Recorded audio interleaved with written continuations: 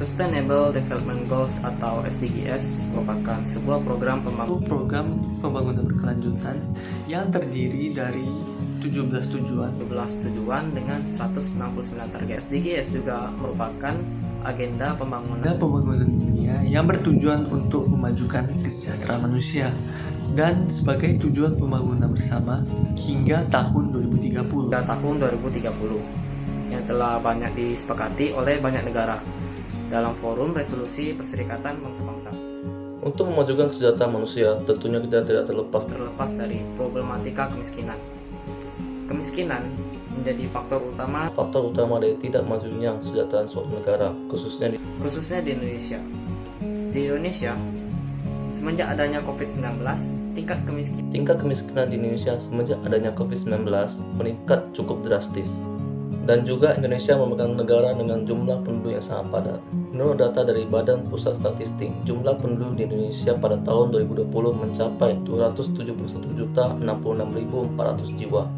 Penduduk di negara Indonesia mayoritas berkonsentrasi pada Pulau Jawa. Alhasil, penyebaran penduduk di Indonesia sangatlah tidak merata. Hal ini menyebabkan ketimpangan atau kesenjangan pendapatan. Kesenjangan pendapatan merupakan salah satu penyebab daripada kemiskinan. Maka, dengan gagasan untuk mensejahterakan kehidupan masyarakat, tujuan SDGs dalam menghapuskan kemiskinan merupakan suatu titik fokus yang harus ditekuni untuk mencapai Indonesia yang maju dan sejahtera. Meratakan penyebaran penduduk. Program transmigrasi merupakan solusinya. Transmigrasi penduduk merupakan kegiatan perpindahan penduduk dari suatu wilayah yang padat penduduknya ke wilayah yang lebih terpencil dan sedikit penduduk. Program transmigrasi ini dijalankan dan dibiayai pemerintahan guna mencapai penyebaran penduduk yang lebih merata di negara Indonesia. Program transmigrasi memiliki tujuan utama untuk menyebarkan penduduk secara merata agar masyarakat Indonesia tidak hanya menumpuk dan padat di satu wilayah saja. Namun ironisnya, semakin hari minat terhadap transmigrasi di Indonesia semakin memudar, apalagi sejak adanya pandemi COVID-19.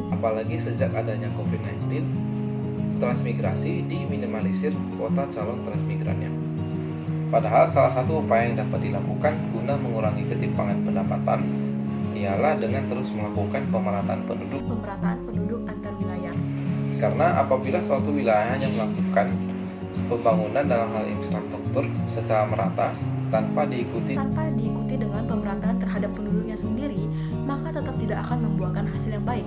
Karena suatu wilayah itu membutuhkan tenaga kerja yang ahli, sumber daya manusia yang bermutu, dan siap menuntun pembangunan bersinergi dalam hal ekonomi, sosial, dan budaya.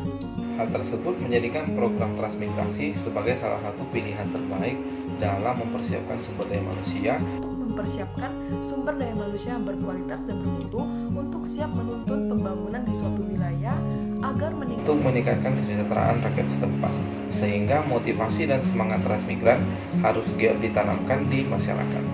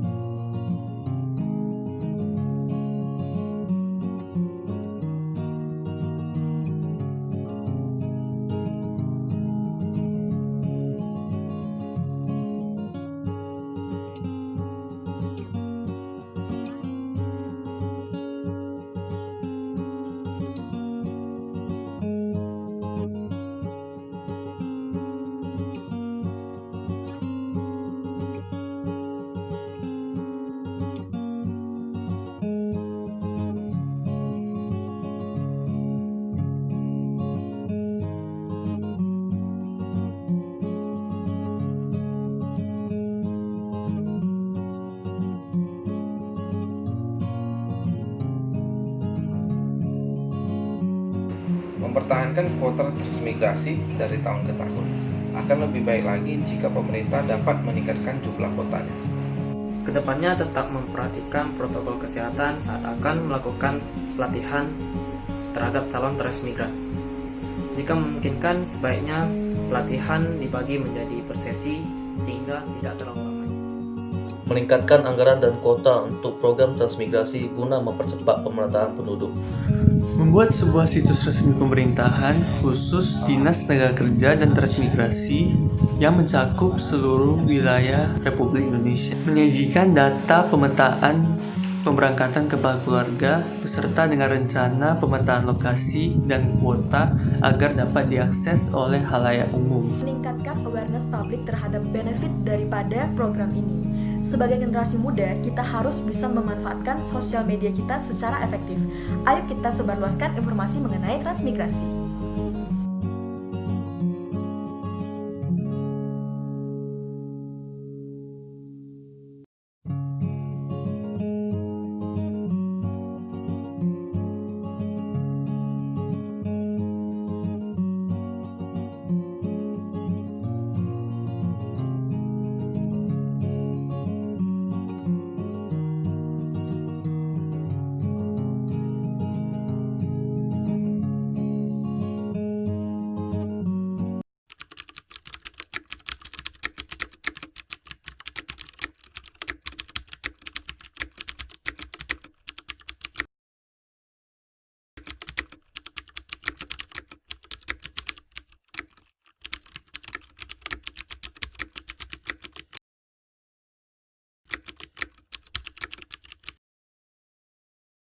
Nah, saat ini saya bersama Pak D. Jumadi, ya Pak D. Iya. Sebagai satu-satunya orang yang tinggal di desa ini.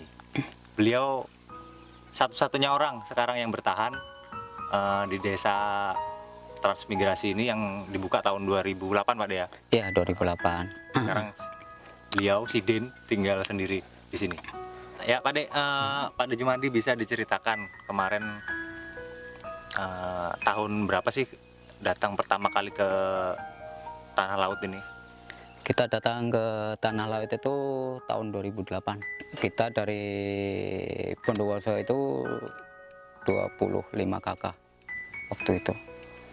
Dan kita nyampe ke sini ya ketemu dengan saudara-saudara yang dari Jawa Tengah, tepatnya di Yogyakarta kayak gitu. Ketemu di sinilah. Ketemu di sini. Waktu mau ditawari transmigrasi itu promonya apa sih? Promonya dari pemerintah itu? Waktu itu tim dari sini datang, kita sudah ada di Transito kan kayak gitu. Sudah ada di Transito, hanya menggambarkan kan kayak gitu, menggambarkan lokasi-lokasi keadaan yang di sini kan kayak gitu. Gambarannya pokoknya di sini strategis kayak gitu sudah. Di sini strategis, jalannya bagus, dekat dengan sekolah kan kayak gitu. Nah, kita tertarik kan. Di Jawa itu kan kita kerjakan sulit juga kan kayak gitu untuk sehari-harinya kan kayak gitu. Pas ada program pemerintah ke sini, ya kita mengikuti kayak gitu aja. Ya, semangat. Pas sampai di sini gimana Pak D? Sampai sini, waktu sampai sini langsung banjir kan. Jadi kita banyak yang drop gitu. Banjir waktu sampai pertama kali. Iya, waktu itu banjir kan, mau masuk rumah aja kan waktu itu banjir kan kayak gitu. Suasananya ya haru gitu aja lah waktu itu kan kayak gitu. 2008 waktu itu kan kayak gitu. Nah, setelah sampai sini langsung nanam padi ya? Nyoba nanam padi. Kalau waktu dulu belum bisa waktu dulu itu kan. Masalahnya kan banjir itu kan waktu belum dikeruk itu sampai berapa bulan kan waktu itu.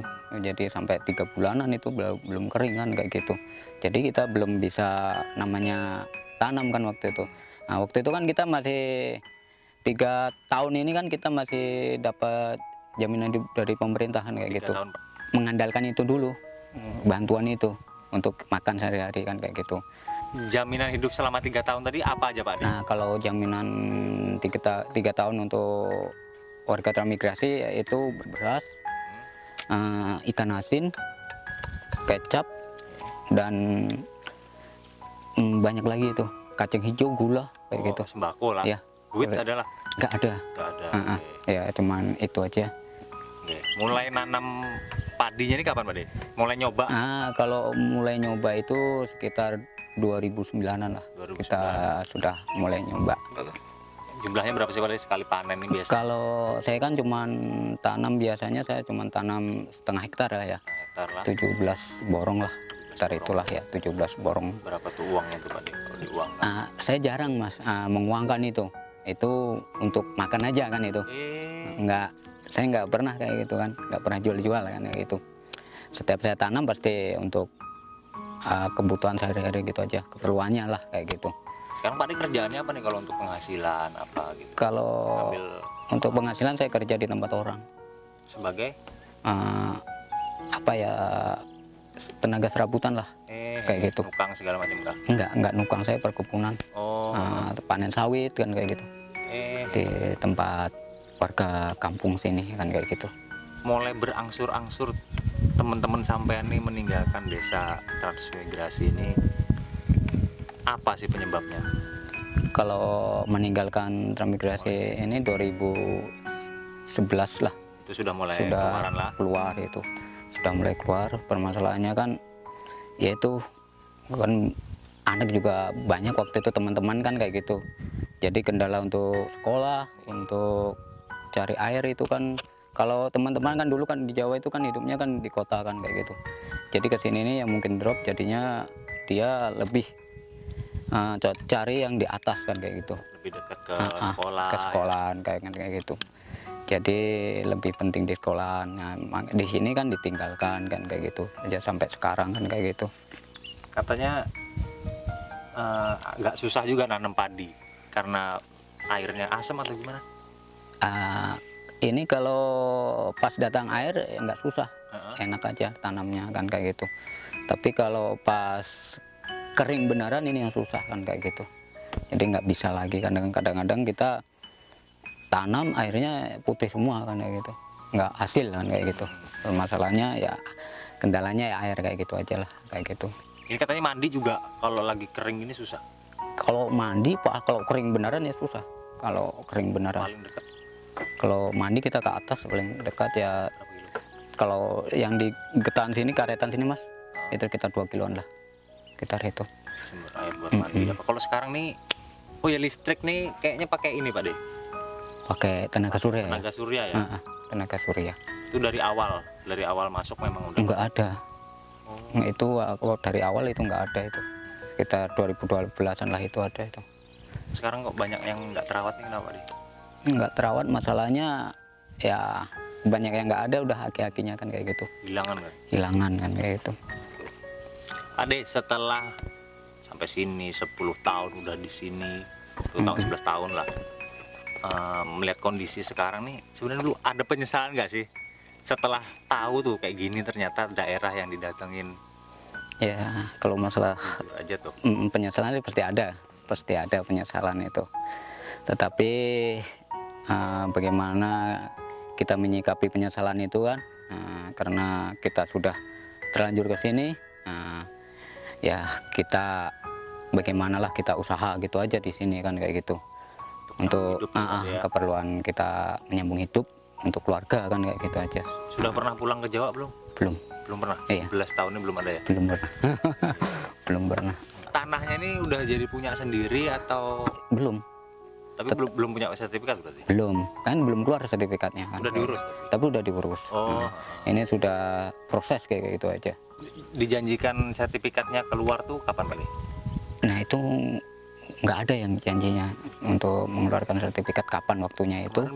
Kedepannya apa nih yang inginnya Pak D ini sebagai warga sini? Sudah jadi warga tanah laut ya kan? Iya. Harapan saya kepada pemerintah yaitu menginginkan transmigrasi ini bisa hidup kembali.